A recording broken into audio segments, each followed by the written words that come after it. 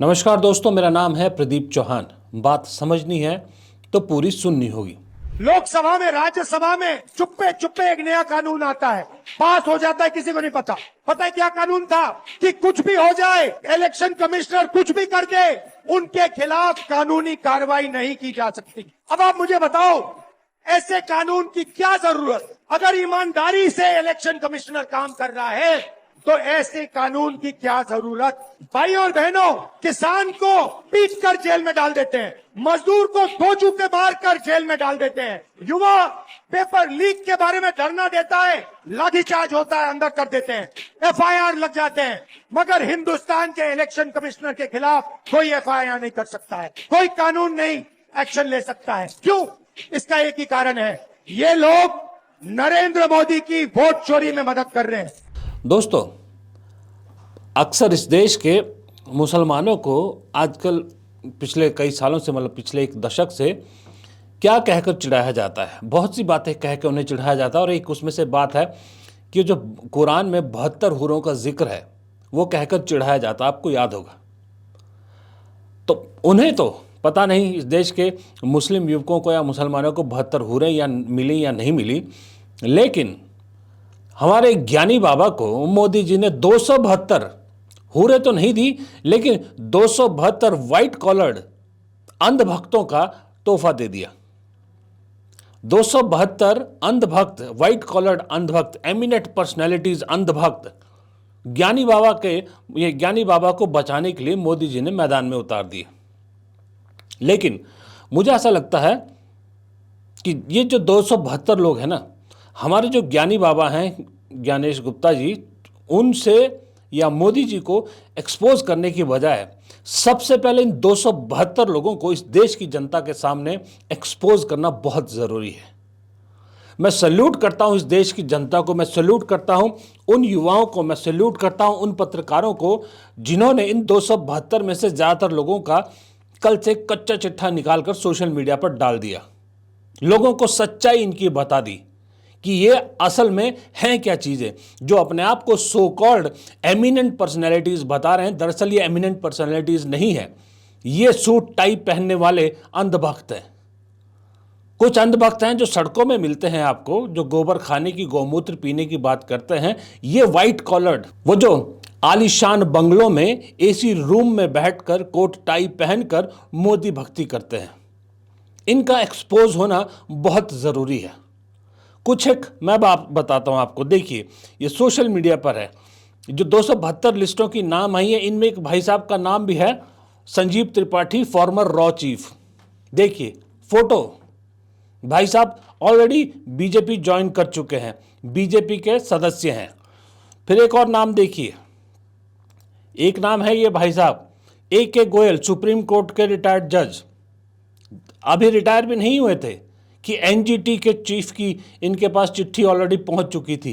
ये भी मोदी जी के जो है वो रोजगार योजना का हिस्सा है। फिर अगले देखिए, ये एक और जस्टिस है जो वन नेशन वन थ्योरी जो मोदी जी की है उसके कट्टर सपोर्टर हैं। फिर एक है भाई साहब फॉर्मर IPS राम नारायण सिंह, इनकी कारगुजारी देखिए। कैश प्राइस में इनका एक कैश सीज हुआ था नोएडा में, वहाँ पर इनका लिंक पाया गया था, यानी कि ये भी कानूनी दायरे में फंसे हुए हैं। फिर एक है बसवती मुखर्जी, फॉर्मर एम्बेसडर। देखिए, हरदीप पुरी जी के साथ प्रोपेगेंडा फिल्म साबरमती रिपोर्ट देखती पाई गई थी और तारीफ करती पाई गई थी, उससे आप समझ गए होंगे। फिर एक पंजाब के पूर्व DGP PC डोगरा, ये तो 2012-13 से ही मोदी जी के भक्त थे, तब से लेके इन्होंने अपनी भक्ति दिखा दी थी। और ऐसे करते करते कई नाम है। एक तो नाम देखिए लिस्ट में 27 नंबर पर, लक्ष्मीपुरी IFS, फॉर्मर एम्बेसडर। कौन है ये? केंद्रीय मंत्री हरदीप पुरी की पत्नी। इस तरह के एमिनेंट पर्सनैलिटीज हैं जो राहुल गांधी से सवाल पूछ रही हैं। और हकीकत इनकी ये है कि सब के सब या तो खाकी निक्करधारी हैं, या मोदी जी की रोज़गार योजना के लिए लाइन में खड़े हैं, या मोदी जी से रोज़गार पा चुके हैं, या फिर मोदी जी से किसी इनाम की उम्मीद लगाए बैठे हैं। बहुत से लोगों ने बहुत से सवाल पूछे कि इन सब में एक भी मुस्लिम ऑफिसर नहीं, इस लिस्ट में एक भी पूर्व चुनाव आयुक्त नहीं, इस लिस्ट में कोई भी दलित नहीं। क्यों? ये सवाल का जवाब कौन देगा? और सबसे बड़ी बात, इस लिस्ट के जरिए मोदी जी का घमंड भी दिखता है कि मोदी जी को कितना घमंड है। ये लिस्ट सोचा आपने 270 की, 280 की, 210 की, 320 की क्यों नहीं, 272 की ही क्यों है? क्योंकि लोकसभा में बहुमत कितना होता है? 272। मोदी जी चिढ़ाना चाह रहे हैं इस देश की जनता को, चिढ़ाना चाह रहे हैं इस देश के विपक्ष को कि देखो मेरे पास 272 है, चाहे संसद के अंदर चाहे संसद के बाहर, मेरे लिए 272 जुटाना मुश्किल नहीं है, तुमको जो कर बन पड़ता करके देख लो। ये मोदी जी का घमंड है, मोदी जी इसलिए चिढ़ा रहे हैं सबको। बहाना राहुल गांधी का है, लेकिन धत्ता पूरे सिस्टम को बता रहे हैं मोदी जी। और कल कोई कह रहा था कि हो सकता है ये लिस्ट बढ़ के 500 भी हो जाए। मैं कह रहा हूं 500 के 543 हो सकती है, पूरे सांसद जितने, तो और मजाक उड़ाएंगे मोदी जी। लेकिन मोदी जी को ये समझ में आना चाहिए कि घमंड कभी नहीं रहा, किसी का नहीं रहा। घमंड तो बड़े बड़ों का चूर हो गया, तो आपका भी एक न एक दिन चूर हो सकता है। इस चीज़ का ध्यान रखिएगा। इसलिए ऐसे जो मैनेज्ड चिट्ठियां हैं, मैनेज्ड वो हैं, इनका इस तरह से सामने लाना, इस तरह से लोगों को राहुल गांधी के खिलाफ करने से कोई फ़ायदा नहीं है। और एक चीज़ और देखिए आपने, मोदी जी के घमंड की पराकाष्ठा देखी है आपने। मोदी जी अपने आप को इस देश का प्रधान सेवक कहते हैं ना। सेवक कौन होता है? सेवक वो होता है जो आपके चरणों में बैठता है। लेकिन मोदी जी का एटीट्यूड देखिए। मैं आपको उदाहरण दिखाता हूं। आज पटना में एनडीए सरकार का शपथ ग्रहण था, और ये इस तरह की तस्वीर आपने बहुत जगह देखी होगी। कभी भी मंच पे देखिएगा, मोदी जी के आसपास कोई नहीं बैठ सकता। मोदी जी से डिस्टेंस करके बैठना पड़ता है, चाहे कोई जितना ही मर्जी बड़ा आदमी हो, चाहे राज्यपाल हो, चाहे कोई हो। मोदी जी क्यों किसी को अपने आसपास नहीं बैठने देते? क्या मोदी जी सबको अपने से नीचा समझते हैं? मोदी जी क्यों किसी को कैमरे में नहीं आने देना चाहते? क्योंकि मोदी जी किसी को अपने बराबर का नहीं समझते। लेकिन यही मोदी जी जैसे ही देश से बाहर जाते हैं, भले ही किसी ऐसे देश में चले जाएं जिसका मैंने और आपने कभी नाम भी ना सुना हो, वहां के राष्ट्राध्यक्षों को जबरदस्ती गले मिलते हैं। पंजाबी में जिसको कहते हैं जफ्फी डालते हैं, झप्पी डालते हैं जबरदस्ती। चाहे हमारे देश का राष्ट्रपति या राज्यपाल या कोई नेता उससे कितना ही बड़ा क्यों ना हो, डिस्टेंस रखते हैं, नजदीक नहीं आ सकते मोदी जी के। ये मोदी जी के घमंड का पराकाष्ठा है। इसके धत्ता बता रहे हैं इस सिस्टम को। इसलिए पहले तो अडानी को बचाते थे, अंबानी को बचाते थे, अब एक और खासम खास हो गए हैं हमारे ज्ञानी बाबा। इन्हें बचाने के लिए भी पूरे सिस्टम को उतार दिया है। 272 लोगों को अभी उतारा है। ज्ञानेश को, जो हमारे मुख्य चुनाव आयुक्त है, या पूरे चुनाव आयोग को बचाने के लिए अभी और कितनों को उतारेंगे और कहां कहां उतारेंगे? सवाल यह है कि कहां कहां उतारेंगे, कब कब उतारेंगे? और उससे भी बड़ा सवाल यह है कि ज़रूरत क्यों पड़ी ये 272 लोगों को उतारने की, अपने ज्ञानी बाबा चहेते ज्ञानी बाबा को बचाने के लिए? क्यों ज़रूरत महसूस हुई? क्या सिर्फ इसलिए कि राहुल गांधी ने ऐलान किया है कि बेशक हम बिहार में हार गए हैं, लेकिन ये जो एसआईआर का मुद्दा है और चुनाव आयोग को एक्सपोज करना हम छोड़ेंगे नहीं, बल्कि इसको और बड़ा करेंगे, जिसकी शुरुआत दिल्ली के रामलीला मैदान से करेंगे।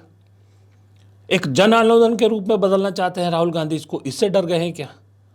इसलिए इन लोगों को उतारा गया है। इन लोगों ने उतर के अपनी फजीयत ज़्यादा करा ली, अपनी हकीकत सबको बता दी। इसलिए मैं राहुल गांधी को राय दूंगा कि ये जो 272 लोगों की लिस्ट है ना, इसको अपने सीने के साथ लगा के रखें, हमेशा अपने पॉकेट में रखें, और याद रखें जिस दिन राहुल गांधी तुम्हारे पास सत्ता आएगी, इस लिस्ट को भूलना मत। ना इस 272 की लिस्ट को भूलना, और दूसरी जेब में वो लिस्ट भी राहुल गांधी के हमेशा होनी चाहिए जो कांग्रेस छोड़कर गए हैं और जो गांधी नेहरू परिवार और राहुल गांधी को सुबह से शाम तक गालियां देते रहते हैं। इन दो लिस्टों को राहुल गांधी को कभी अपने सीने से अलग नहीं करना चाहिए, क्योंकि ये राहुल गांधी को मोटिवेट करते रहेंगी। राहुल गांधी आपको याद दिलाते रहेंगी कि आपको क्या करना है और क्यों करना है। भले ही राहुल गांधी बड़े दिल के हों, मजबूत दिल के हों, लेकिन उनके साथ जो कांग्रेस समर्थकों के जो इमोशन जुड़े हैं ना, उनको बुरा लगता है, उनको धक्का लगता है। हम बहुत छोटी सी चीज़ है, हम राहुल गांधी के आसपास नहीं फटक सकते। हमारी कांग्रेस में कोई से नहीं है, ना हमारा कांग्रेस से कोई लेना देना है, ना हमारी कोई इच्छा है कांग्रेस से जुड़े हम। क्योंकि हम कांग्रेस की बात करते हैं, इसलिए हमें रोज़ाना 20 फ़ोन आते हैं, मैसेज आते हैं, जो इस तरह से अपना दुख व्यक्त करते हैं। उन्हें बुरा लगता है देख के। ये नहीं कि सिर्फ सरकार है, मीडिया कैसे उनके पीछे पड़ी है और कैसे उन्हें गिराने की रोज बरोज कोशिश की जा रही। आपके सामने देखिए, demolition man after Bihar blood, knifes out for Rahul Gandhi, क्या क्या चीजें कही जा रही है। आज तो मैं देख रहा था, खबरें ये भी चल रही थी कि माफ कीजिएगा, मेरा गला थोड़ा सा नासाज है, थोड़ा सा वो माफ कीजिएगा मुझे। ये भी खबरें चल रही थी कि इंडिया गठबंधन तोड़ना चाहता है गांधी परिवार, अलायंस से अलग होना चाहता है गांधी परिवार। और ये वही गांधी परिवार है जो हर वक्त, राहुल गांधी के भाषण सुन लीजिए आप, हर वक्त इंडिया गठबंधन की बात करते हैं और इनको कह रहे हैं कि ये तोड़ना चाहते हैं, इंडिया गठबंधन को तोड़ना चाहते हैं। और ऐसे लोगों को जब कुछ ना बना तो सो कॉल्ड व्हाइट कॉलर्ड ये अपने भक्त उतार दिए। ये लोग राहुल गांधी से सवाल पूछना चाहते हैं। राहुल गांधी जो लोकतंत्र को बचाने के लिए मजबूती से लड़ रहे हैं। मेरा अपना मानना है कि राहुल गांधी ने चुनाव आयोग का पर्दाफाश एलिगेशंस के साथ नहीं, सबूतों के साथ किया है। इन सबूतों को देखकर क्या इन 272 लोगों ने अपनी आंखों पर पट्टी बांध ली है? और इनमें से कोई भी एक चुनाव आयोग का व्यक्ति क्यों नहीं है?